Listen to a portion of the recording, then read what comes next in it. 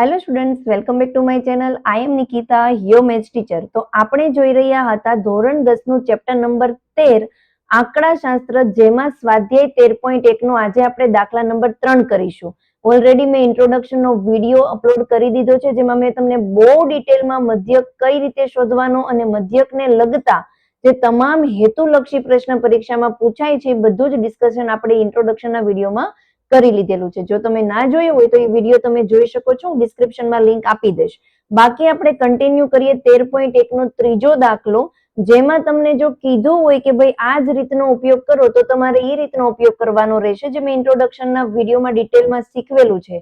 અને જો ના કીધું હોય તો તમને જે ગમે એ રીત તમે યુઝ કરી શકો છો. અને સૌથી ઈઝી રીત છે દાખલો ગણવામાં મધ્યકનો પદ વિચલનની રીત. બરાબર, તો હું દાખલા નંબર 3 તમને પદ વિચલનની રીતથી શીખવીશ. જો મારી ચેનલમાં પહેલી વાર આવ્યા હોય તો પ્લીઝ ચેનલને સબસ્ક્રાઇબ કરી દેજો, વિડીયોને લાઈક કરજો અને તમારા ફ્રેન્ડ સુધી ચેનલની લિંક જરૂરથી શેર કરજો, જેથી આપણી ચેનલની આપણી ફેમિલી મોટી જલ્દી થાય.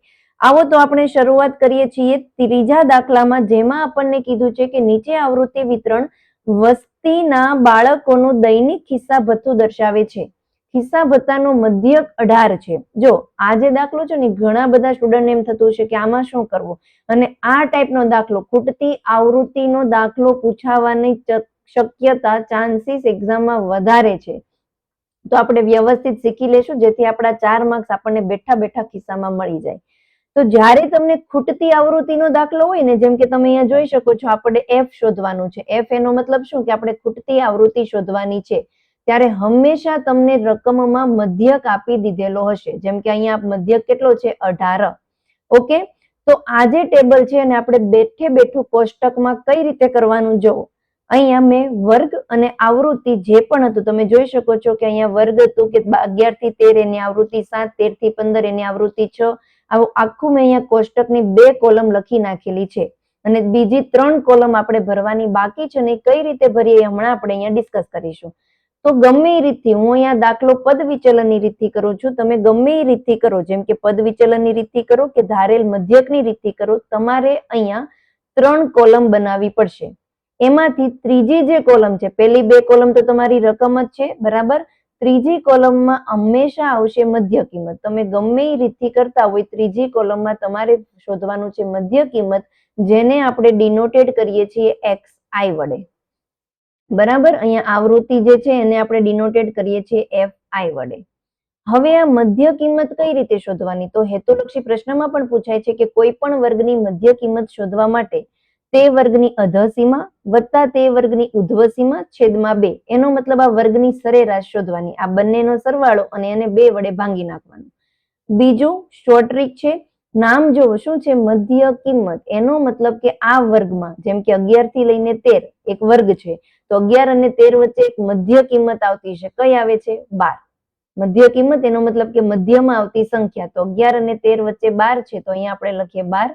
અથવા તો જો તમે સૂત્ર પ્રમાણે કરો તો 11 વત્તા 13 કરે તો તમારો જવાબ 24 આવે છે, અને 24 આરે 2 વડે ભાંગી નાખો તો 12 દુ 24, 12 આવી ગયું. નેક્સ્ટ 13 અને 15 વચ્ચે આવતી સંખ્યા તમારી થશે 14. નેક્સ્ટ આવશે 16. બીજી એક શોર્ટ રીત કઈ છે ખબર છે?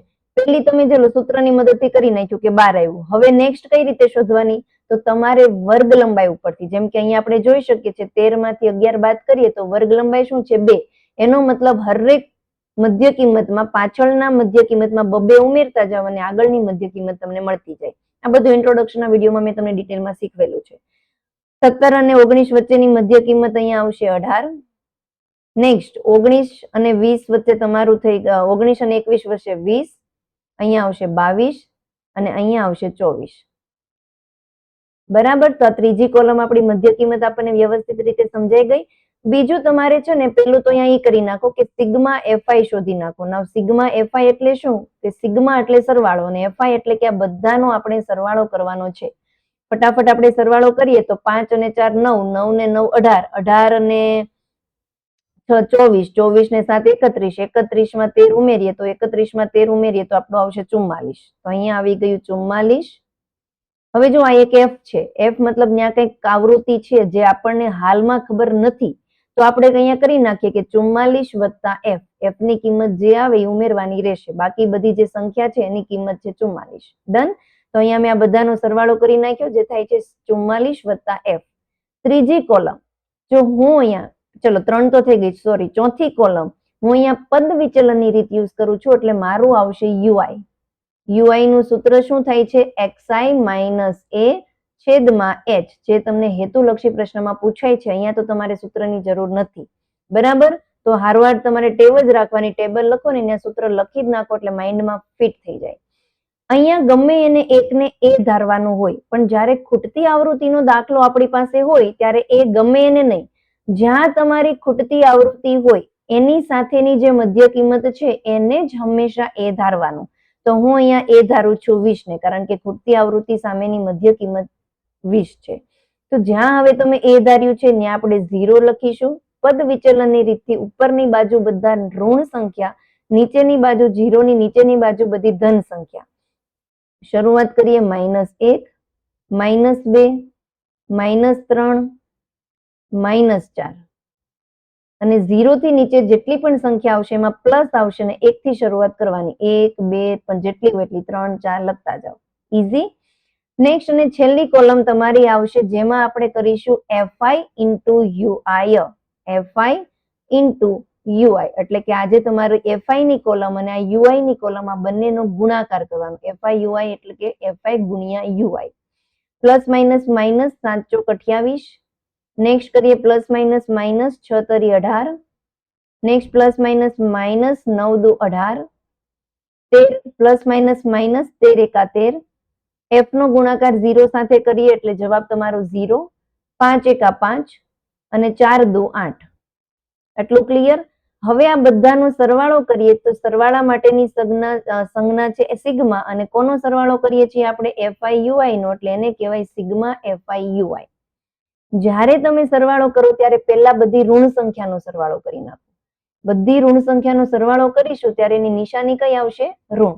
સરવાળો કરીએ આપણે તો અહીંયા 8 ને 8, 8 એક 8, 8 દુ 16, 8 તરી 24, 25, 26 ને 27, 27 નો 7 વધી પડી 2, 4, 5, 6, 7 એટલે કે -77. હવે આપણે ધન સંખ્યાનો સરવાળો કરીએ તો 8 ને 5 કેટલા થશે? 13. કેવા 13 આવે? પ્લસ. ડન. એક પ્લસ છે, એક માઇનસ છે, આપણી પાસે એક ધન સંખ્યા છે, એક ઋણ સંખ્યા છે, ત્યારે બંને સંખ્યા વચ્ચે બાદબાકી થાય.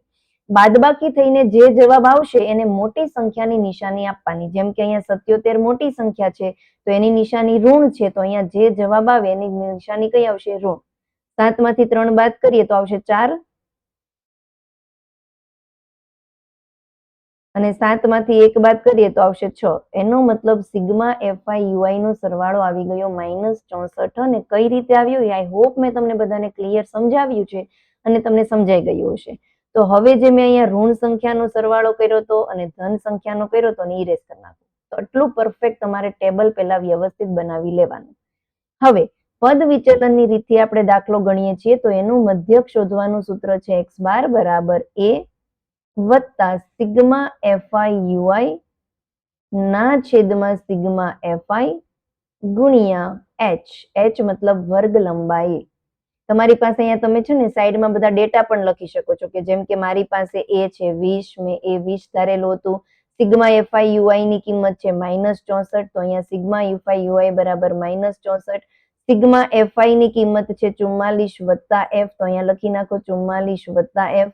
અને h એટલે કે વર્ગ લંબાઈ, તો વર્ગ લંબાઈ છે મારી પાસે 13 માંથી 11 બાદ કરો તો કેટલા આવે? 2, તો અહીંયા વર્ગ લંબાઈ છે 2. ડન. હવે આપણે બધી કિંમત સૂત્રમાં મૂકીએ, જેમ કે અહીંયા a ની જગ્યાએ આપણે મૂકીશું 20 વત્તા સિગ્મા fi ui છે -64, તો અહીંયા આવશે -64 છેદમાં સિગ્મા fi છે આપણી પાસે 44 વત્તા f ગુણ્યા વર્ગ લંબાઈ h છે 2. અને હા, અહીંયા તમારી પાસે જ્યારે તમે લખો ને ત્યારે એક જ અનનોન હોવી પડે, એટલે કે એક જ સંખ્યા એવી હોવી પડે જેની કિંમત તમને નથી ખબર. અહીંયા આપણે f જોઈએ તો f એક જ અજ્ઞાત સંખ્યા છે. x બાર એટલે કે મધ્યકની કિંમત આપણને રકમમાં આપી દીધેલી હતી. કેટલી હતી? 18. તો અહીંયા મધ્યકની જગ્યાએ આપણે લખીશું 18. એટલું ક્લિયર છે? કોઈને કઈ ડાઉટ નથી? હવેના સ્ટેપ જોવો. સૌથી પહેલા +20 છે ને એને તમે અહીંયા ડાબી બાજુ મોકલી દો. તો પ્લસ જમણી બાજુ એની નિશાની પ્લસ છે, જ્યારે ડાબી બાજુ આવશે ત્યારે એની નિશાની કઈ થઈ જશે? ઋણ. એટલે અહીંયા આવશે 18 - 20 બરાબર પ્લસ માઇનસ -64 છેદમાં 44 વત્તા f અને આ ગુણ્યા 2. એટલું મેં કરી દીધું. હવે આ બંને એક પ્લસ છે અને એક માઇનસ છે, તો બંને વચ્ચે બાદબાકી થશે. તો 20 માંથી 18 ને બાદ કરીશું તો જવાબ 2 આવશે. પરંતુ નિશાની મોટી સંખ્યાની 20 ની નિશાની ઋણ છે, તો અહીંયા 2 ની નિશાની પણ કેવી આવે? ઋણ.